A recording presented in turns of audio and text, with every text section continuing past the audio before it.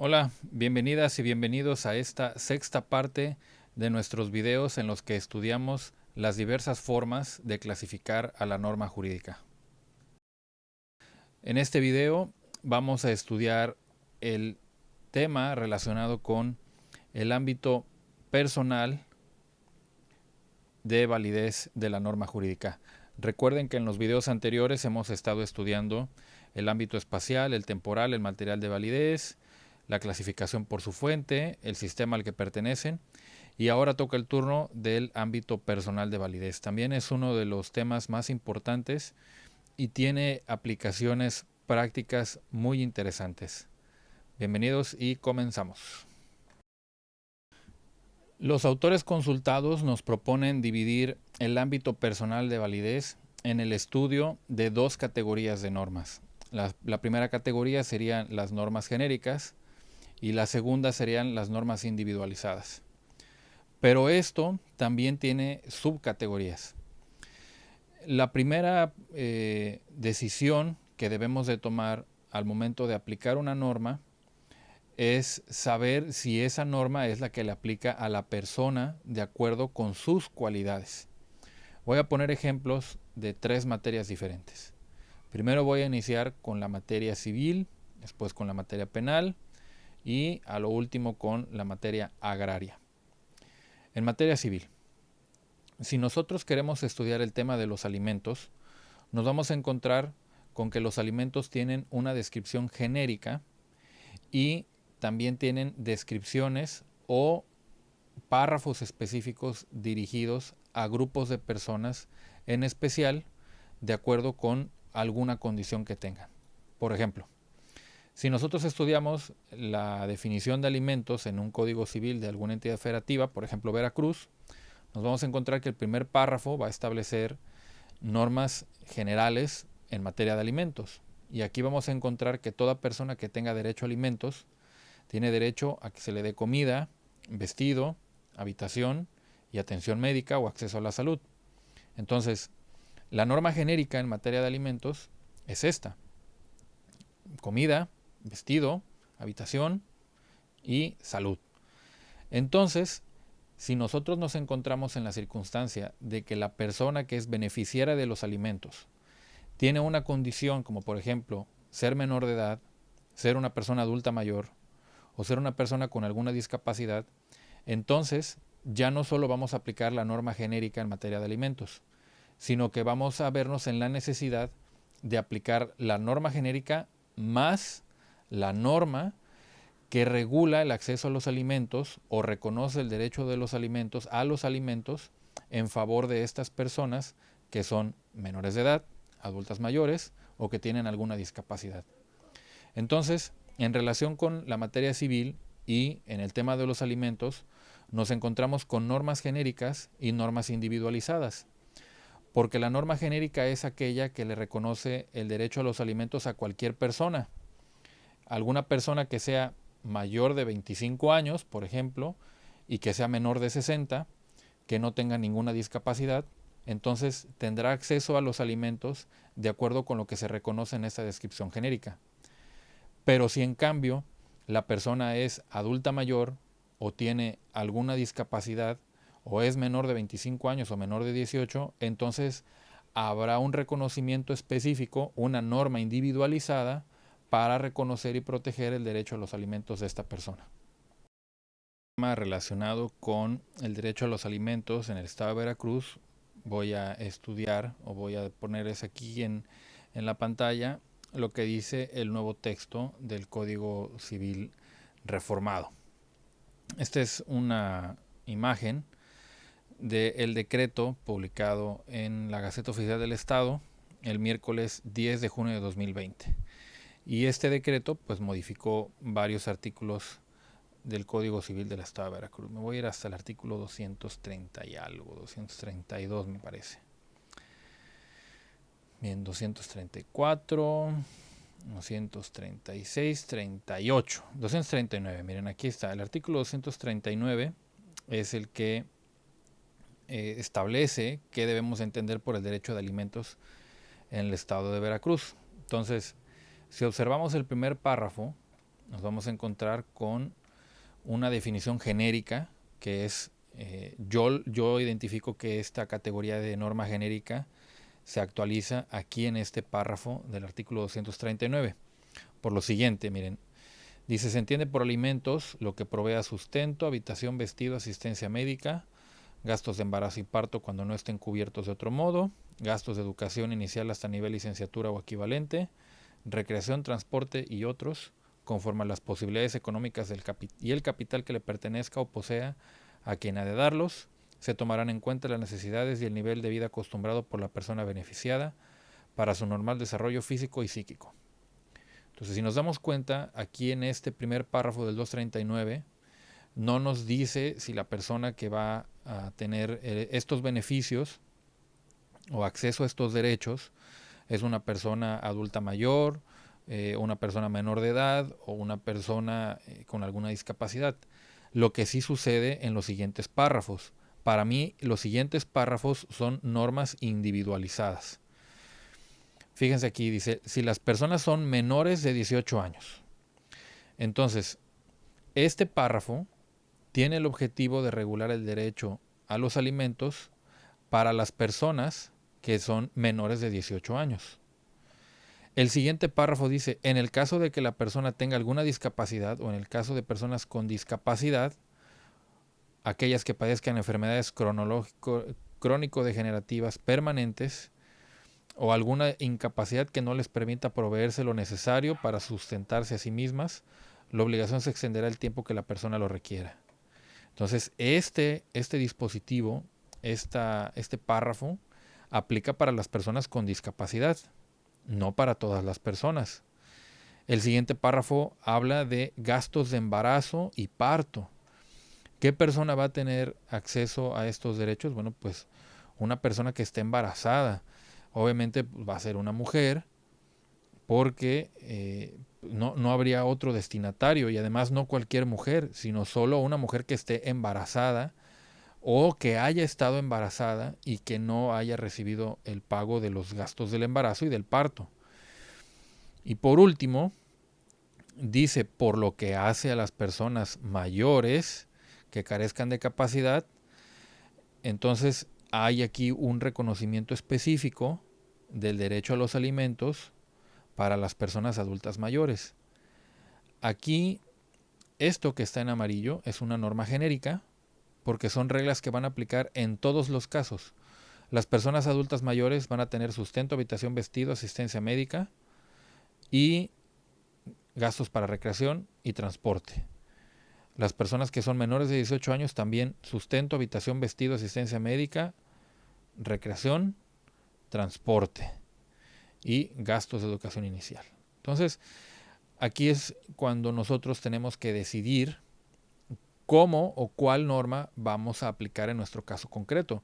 Si nuestro cliente o nuestra clienta es la persona que va a demandar y es una persona que va a demandar a nombre de sus hijos y sus hijos son menores de 18 años, entonces vamos a pedir que se aplique este primer párrafo y el segundo. ¿Por qué? Pues porque las personas son menores de 18 años. A sus hijos o a sus hijas menores de 18 años se les va a reconocer o se va a demandar que se les reconozca el derecho a lo que señala este primer párrafo y el segundo.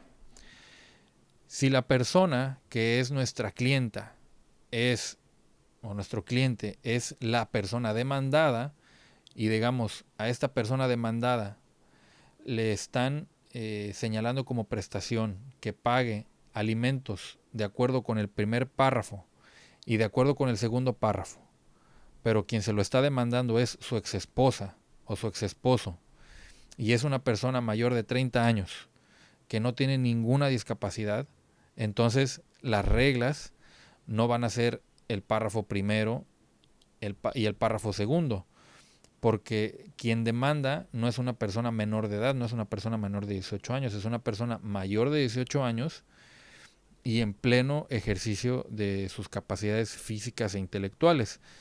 Entonces, si acaso podrá reclamar el acceso a los alimentos, pero solo en lo que se entiende de acuerdo con el primer párrafo. Para tomar un ejemplo de la materia penal, vamos a estudiar la figura del delito de violación en el Código Penal para el Estado de Veracruz. Estamos en busca de una norma genérica y una norma individualizada.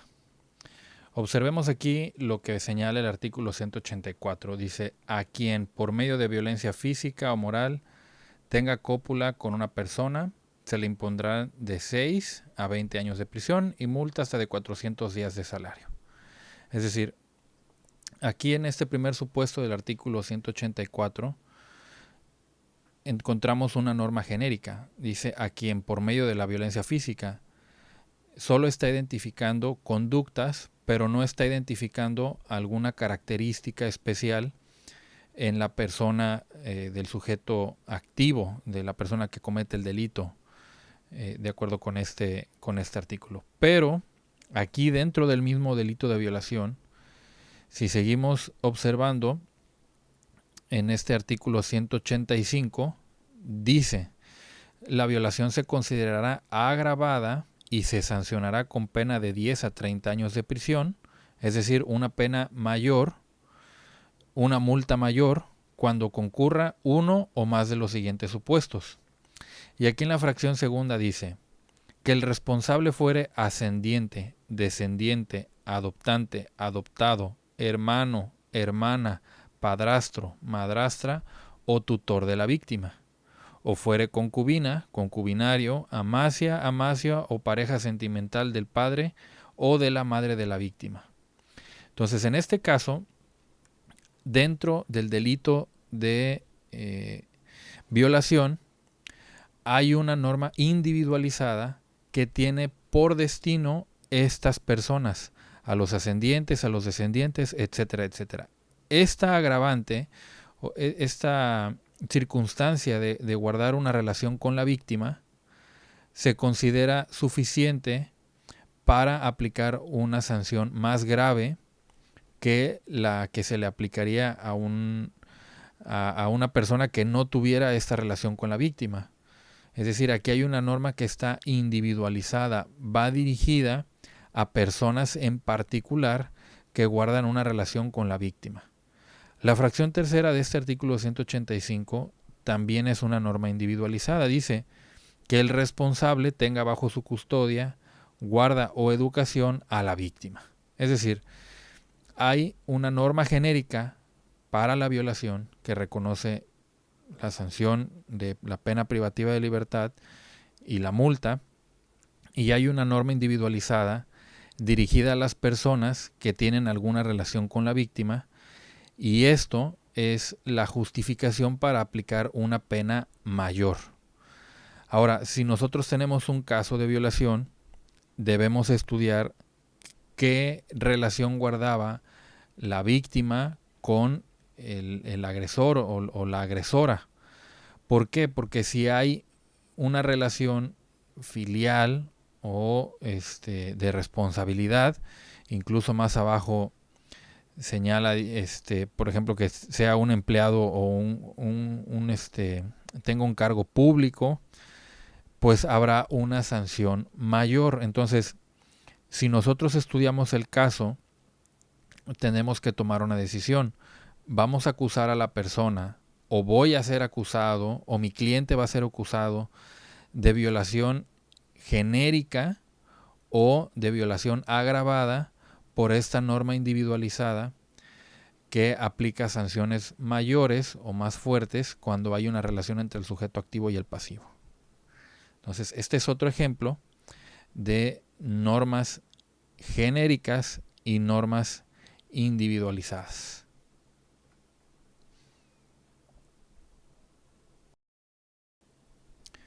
Ahora vamos a poner como ejemplo normas individualizadas, pero en materia electoral. Dice el artículo 313 del Código Electoral para el Estado de Veracruz, que está dentro del título primero del libro sexto, que es del régimen sancionador electoral. Dice, de las faltas electorales y sus sanciones. Y lo que hace este capítulo segundo, bueno, el segundo capítulo de este título y de este libro, es señalar los sujetos, las conductas sancionables y las sanciones.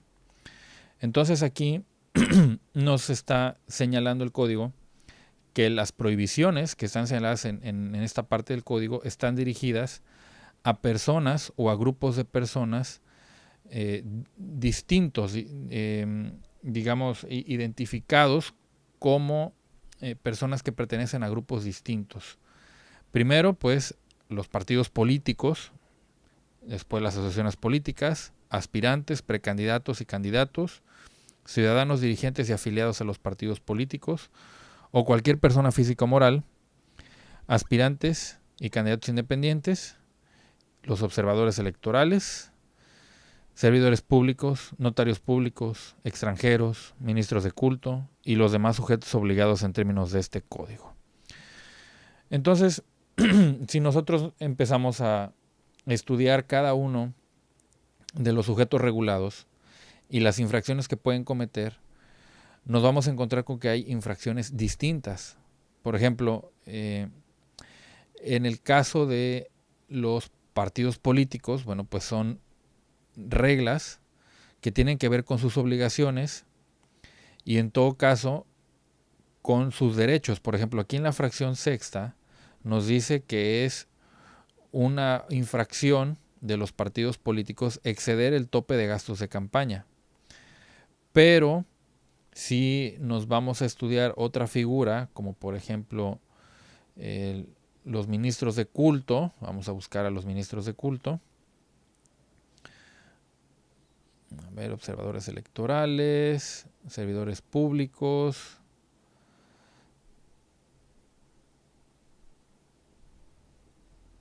notarios públicos, extranjeros, ministros de culto. Dice, constituyen infracciones al presente código de los ministros de cultos, asociaciones o agrupaciones de cualquier religión, la inducción a la abstención al voto, promover aportaciones económicas, incumplimiento en lo conducente de cualquier otra disposición. Pero aquí en estas conductas sancionadas no encontramos el rebasar el tope de gastos de campaña. ¿Por qué? Pues porque los ministros de culto de entrada no pueden ser candidatos o candidatas, en caso de que también haya mujeres que tengan el cargo de ministerio dentro de alguna agrupación religiosa. Entonces, lo que nos encontramos en materia electoral es que hay normas individualizadas que tienen como objetivo señalar derechos, obligaciones o prohibir conductas a grupos de personas en particular de acuerdo con sus características. En esta imagen, lo que nosotros quisimos analizar es que hay diferentes personas que pueden ser reguladas por una norma de la misma materia, pero que sus conductas van a ser moduladas o controladas o normadas por diferentes artículos y que a cada uno se le va a prohibir o permitir diferentes conductas. Bien, pues como pudieron observar, este tema de las normas genéricas o las normas individualizadas puede encontrarse en varias materias y tienen efectos diferentes. Lo importante es que identifiquemos que hay un principio en el que una norma especializada debe imponerse o debe aplicarse sobre una norma genérica. Entonces, si nosotros nos encontramos con normas especializadas por su grado de individualización, es decir, que hay una conducta permitida, prohibida o una sanción aplicable a cierto tipo de personas por la calidad que tienen o por una cualidad que tienen, entonces esta es la norma que debe ser aplicada. Pero queda en nosotros el trabajo de identificar si efectivamente corresponde la aplicación de una norma genérica o de una norma individualizada. Otro punto importante respecto de las normas genéricas y las individualizadas es el relacionado con los contratos, los convenios y las sentencias. En particular, respecto a los contratos y los convenios, la legislación civil o la teoría del derecho civil nos dice que estos son normas individualizadas porque no se aplican para toda la sociedad. Las cláusulas que están en un contrato solo son aplicables para las personas que están sujetas a los derechos y a las obligaciones que hayan aceptado voluntariamente a través de la firma de un contrato, de un convenio. Y es una norma individualizada por lo que decía, solo aplica a estas personas. Fuera de los participantes del contrato no se puede solicitar el cumplimiento o la abstención de una conducta. Es una norma individualizada. Otro grupo de normas individualizadas pues serían las sentencias, en las que una autoridad, un juez, decide aplicar una norma en particular, y esa norma en particular, esa sentencia, se le va a aplicar solo a la persona que haya sido condenada. Voy a poner un ejemplo. De hecho, casi todos los asuntos funcionan más o menos así, o bueno, los asuntos donde haya involucrado un contrato funcionará así. En el Código Civil o en los códigos civiles vamos a encontrar las reglas generales sobre las obligaciones y sobre los contratos. Algunas reglas específicas sobre contratos de compraventa, contratos de crédito, contratos de renta. Entonces, si en algún caso concreto se demanda el pago de rentas atrasadas, de acuerdo con la firma o con la celebración de un contrato, ya sea verbal o escrito, nos vamos a encontrar con que hay una ley en la que nosotros vamos a encontrar los derechos de la persona propietaria o que tiene el derecho de uso o de goce sobre el bien que se arrendó, una norma individualizada de segundo nivel que sería el contrato, ya sea verbal o escrito, y otro nivel, un tercer nivel, que sería la sentencia que emite el juez o el juzgado que resuelve este asunto. Entonces, en los grupos de leyes, en los grupos de normas jurídicas, encontramos disposiciones de manera general en la ley, de manera particular en los contratos y de manera más particular o más individualizada en las sentencias. La ley no dice cuánto se debe de cobrar por la renta de un inmueble, eso lo dice el contrato. Y el contrato no dice a cuánto van a sentenciar a una persona cuando ha dejado de pagar sus rentas, eso lo va a decir la sentencia. Entonces, en los casos particulares podríamos encontrarnos con los tres niveles de norma genérica a individualizada. Como pudieron escuchar y observar, el tema de las normas genéricas y las individualizadas tiene un nivel teórico que sí se logra identificar de manera práctica a través del estudio de la norma y a través del estudio de casos concretos. Las normas generalizadas y las individualizadas sí se aplican en la realidad jurídica, en la realidad del día a día de una persona que se dedica a litigio o que se dedica a una actividad relacionada con la aplicación de leyes, y es importante reconocer su existencia, poder reconocer su existencia y además poder reconocer en cada caso concreto si es el momento de aplicar una norma general o una norma individualizada de acuerdo con el caso y de acuerdo a si estamos dentro de un procedimiento para la administración de justicia o si estamos en un proceso de mediación, de conciliación. Es decir, todo esto puede ser utilizado en varias etapas de la administración de justicia o en varias etapas del trabajo de un abogado. De entrada, pues puede servir para plantear la estrategia para un fiscal al momento de decidir si va a acusar a una persona de un delito genérico o un delito agravado.